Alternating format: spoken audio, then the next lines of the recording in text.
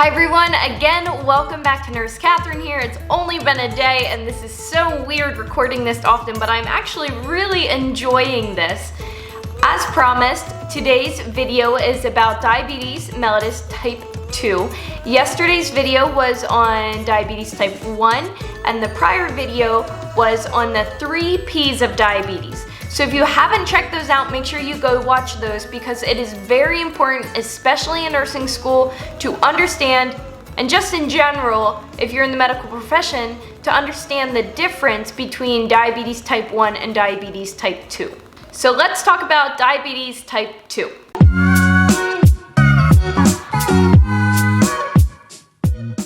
In diabetes type 2, this is the type of diabetes that people say you bring on yourself.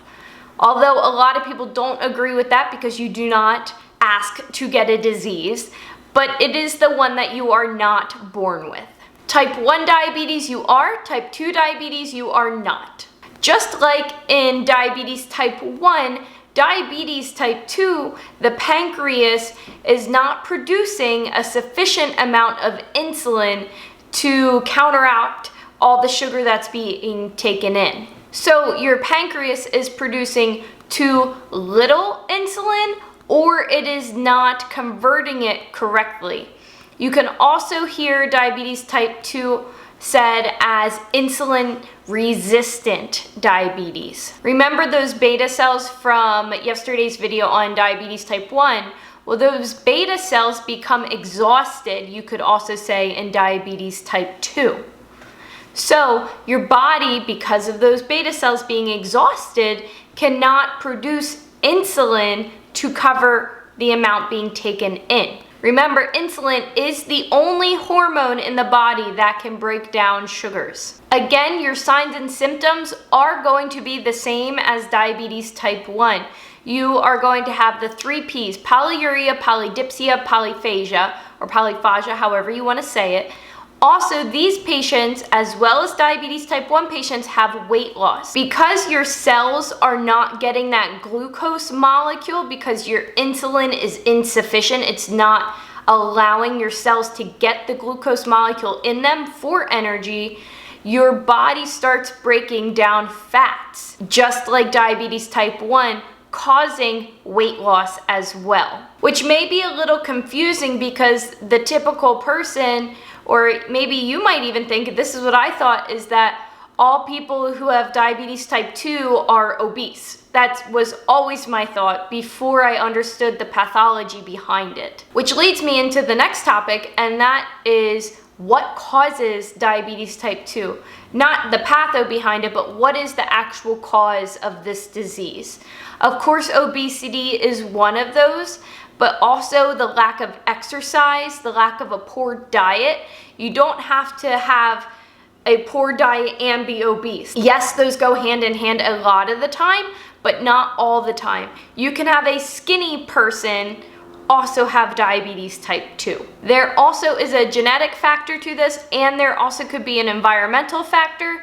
I do remember trying to do a research study or a study in nursing school about Agent Orange used in the Vietnam War and how a lot of those soldiers who were exposed to Agent Orange now also have diabetes type 2, but I wasn't able to find a lot of information about it, so I couldn't continue on with that, but I have heard it to be said linked to each other, so that is a really interesting topic to look up if you ever get a chance. And lastly, let's go into the treatment of diabetes type 2. A big thing with diabetes type 2 for those patients who are obese is weight loss. That will help.